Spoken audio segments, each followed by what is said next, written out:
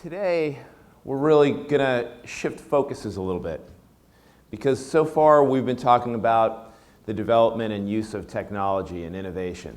We're here, though, not just about an outcome that is solely involving technology, and the innovation shouldn't be just for technology's sake.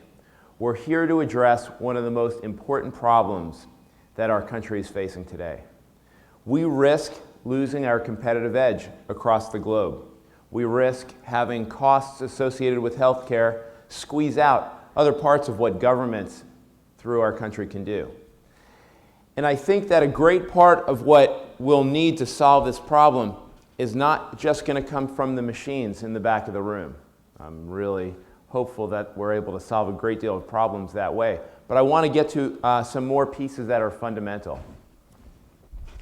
Some of the biggest problems today in healthcare involve payment, but payment reform will not solve it.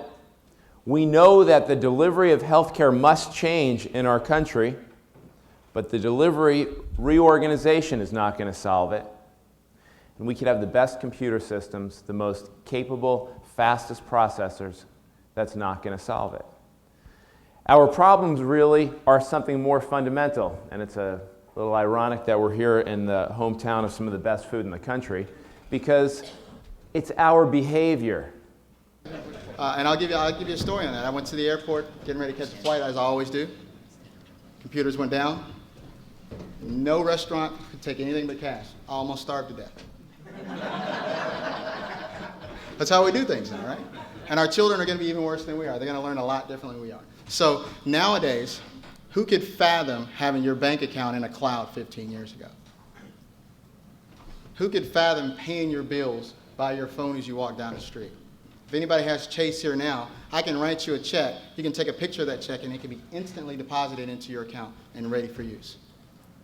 If I owe you money, I can bump my phone to yours and pay you without ever exchanging any money changing hands whatsoever. That's our business today. As AT&T, that's what we do, is bring all those things together. And that doesn't have to be in just that scenario. It could be in the scenario of the portal of information you get from the internet. We control that as well, to some extent. The media you get at home from social feeds over your cable network. We do that as well. So that's how we got to reach our kids. So now we got to do the same thing with healthcare as you think about that. An extraordinary story in numbers. 276 participants coming in from 3 countries.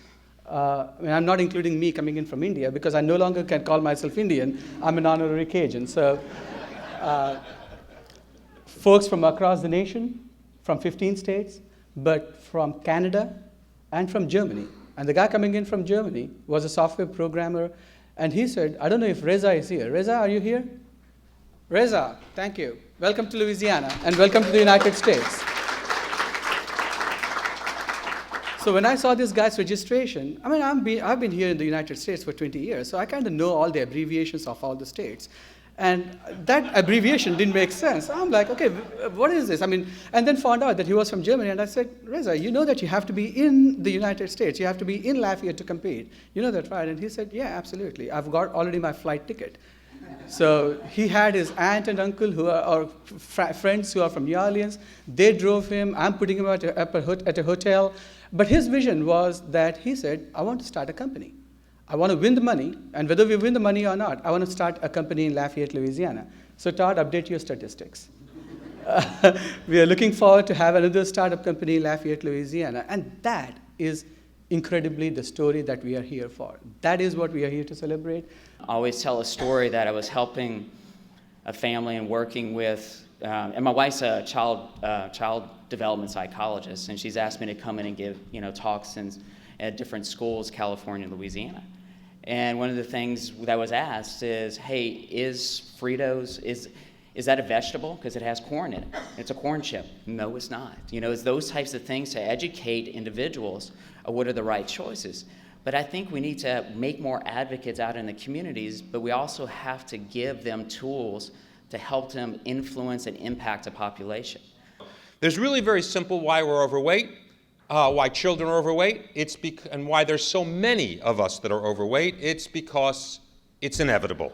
We choose certain things in life. We choose the things we want for ourselves, and we choose the things we want ultimately for our children, and those choices have led to an epidemic level of obesity. You might say, well, how could we possibly choose to be overweight? And the answer is it's very simple.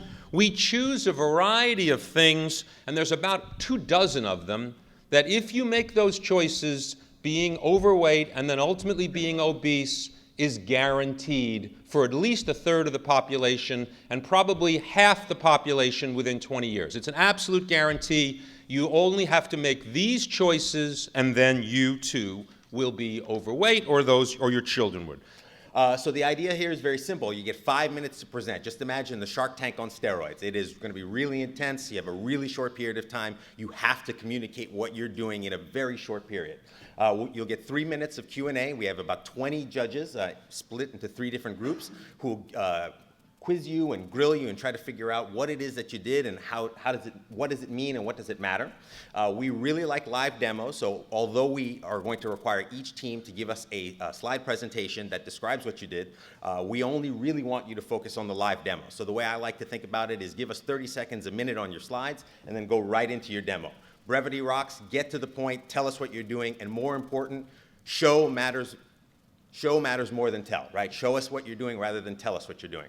And then finally, you're responsible for your own setup. So I see a lot of people in the back with Macs. I always travel with a dongle with me so that I can connect to the projector, be ready to go tomorrow. So that's why I think the combination of the data sets that you have and a tool like HealthVault to help create behavior change on a phone, on a PC, on the Kinect, on the Xbox, whatever that might be, is really where the kind of exciting things is. And there's a few ingredients that we need to be able to do that. You need to have comprehensive data. You need to know that the information about a person, about yourself and your family, is available in a comprehensive way, not just little bits and pieces, but as the course of living our lives, we're able to know what's happening and sense it and how to capture that stuff. It's need to happen kind of in real time because we need to make decisions in real time. And so ideas that this would sort of flow around a quarter later or that we can do long-term analysis is kind of cool, but not really cool. It's got to be there and something we can act on at the time we're making food choices, at the time we're making those things happen. It's got to have all the sort of must-haves built in, privacy and security, and we need to be able to share, because every time we sit down to build a new app and we're defining a new way to do that stuff, it's wasting time that we could be solving actual problems with. So let's solve that stuff once, and then it's got to be open. It's got to be in a position where people can take their smarts, the smarts in this room, and actually build applications and tools and provide insight, and you can't do that unless you actually have something that other great developers can get at. And when you have all those things together, something kind of emerges, which I call, and my team's sick of me hearing me talk about it this way, but it's just incredibly special. I call them guardian angels. Guardian angel applications that are not the thing that I'm doing to prepare for my doctor. That's important and that's relevant. But because that information is flowing, I now have the capability to apply smarts and intelligence and pattern matching and anomaly detection to that stuff to really solve some problems and make me aware of things so that I can make those better choices when it's time to do so. I talk around the country about this. I try to recruit innovators on behalf of America, right, to jump into healthcare and use health data. I had not heard of 90% of the entrants. I said, who are you? This is awesome. This is completely out of control. And the best part to me is events like this, right?